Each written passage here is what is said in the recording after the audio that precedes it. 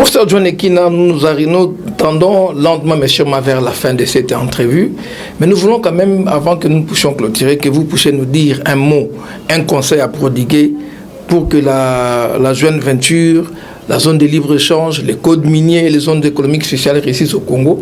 Le message que nous vous demandons, que vous puissiez l'adresser, aux décideurs politiques, deuxièmement, aux investisseurs ou aux partenaires étrangers, troisièmement, aux législateurs congolais, quatrièmement, à la population bénéficiaire et enfin, aux hommes de science que vous êtes. Commençons par les décideurs. Voilà, merci beaucoup. Pour les décideurs, on doit savoir que, tel que nous sommes là, comme vous venez de le dire, beaucoup de pays me consultent. Je ne peux pas citer leurs noms ici, mais je vous dis que beaucoup de pays me consultent pour dire qu'est-ce que nous pouvons faire pour redresser tel ou tel autre secteur dans le cadre de Joint Venture. Alors, qu'est-ce qu'on va faire pour les décideurs? Il faut d'abord voir les conditions d'implantation, le préalable, politique, économique, ainsi de suite.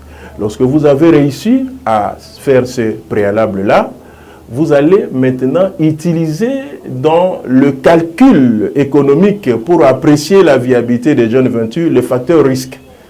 Ça, c'est une variable qu'on ne calcule pas.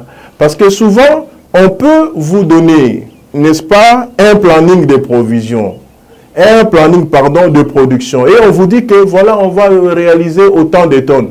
Mais il faut qu'il y ait l'instrument statistique pour essayer de valider cela.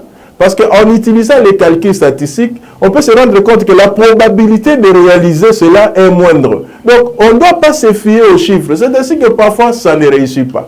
Donc, il faut des calculs de risque, comme moi j'ai utilisé Markowitz, j'ai utilisé aussi Sharpe. En calculant le risque, vous êtes rassuré. De deux, veillez sur la rentabilité financière du projet, les retombées, les royalties. Heureusement, le code minier actuel a essayé de rehausser tout cela. Royalties, redevances, contrat d'amodiation, le droit superficiel, tous ces éléments-là, il faut essayer de voir comment les rentrées des recettes vont se faire. Troisième élément, les garde-fous. Les garde-fous, c'est la loi. On doit fournir un effort de concocter une loi. Je l'ai fait, si on a besoin de ça, bon, je veux donner acquis des droits, mais ça y est dans l'ouvrage, hein, même si vous ne me contactez pas, mais par honnêteté scientifique, on peut toujours me contacter pour essayer de faire en sorte que la loi là soit, en passant par le Parlement, bien sûr. Autre chose, c'est le contrat type de joint venture. Quand j'ai mené des recherches, j'ai trouvé que cela se faisait de manière disparate. C'est-à-dire, par-ci, par-là, il y avait son propre modèle de contrat. Il faut un modèle de contrat unique. Les difficultés, nous avons, certains pays l'ont connu. Beaucoup de contrats, mais ils ont fait tout simplement uniformiser.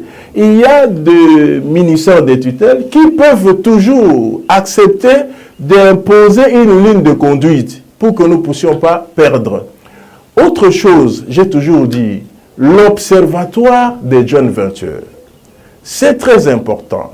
On peut mettre une même autorité de régulation. Pourquoi je le dis? Écoutez les sommes qu'on débite, les sommes qu'on avance et qui circulent dans ces secteurs. Des milliards. De la même manière, il y a haute autorité des marchés publics, haute autorité des cessions. Il faut le faire aussi pour les joint ventures. La présidence doit accepter que cette histoire lui soit rattachée, comme il le fait avec RPT. Bon, cette histoire-là dérape, on me dit que c'est aussi rattaché là-bas. C'est là où il faut arriver pour essayer de mettre des organes de gestion pour la planification, hein, pour même le contrôle, la coordination, c'est très important.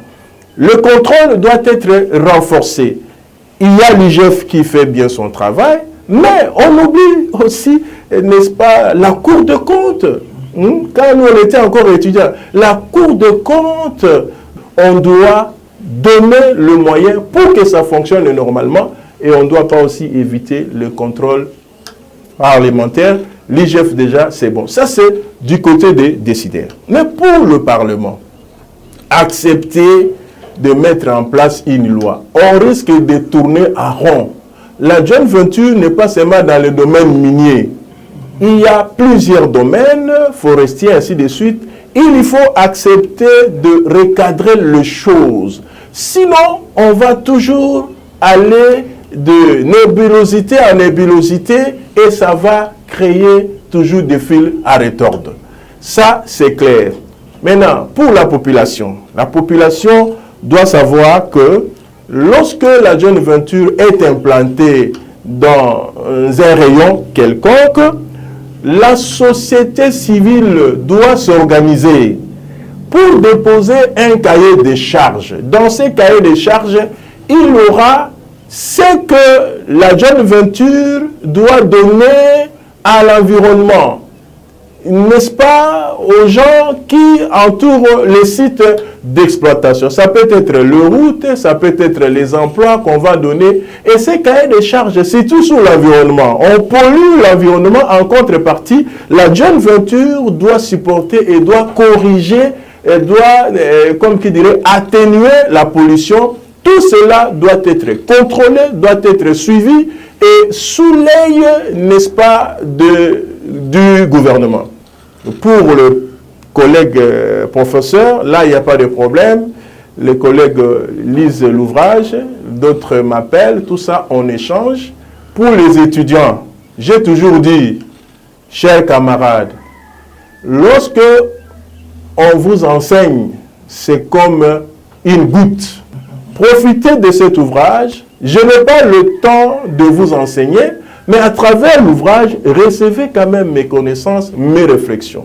Je suis content parce que je reçois des étudiants de licence, même des graduats, même des DEA. Maintenant, il y a aussi les thèses sur les joint ventures. Et on vient me consulter et on essaie de travailler pour l'avancement de la science dans ces domaines-là. Et nous allons contribuer efficacement au développement de ces pays.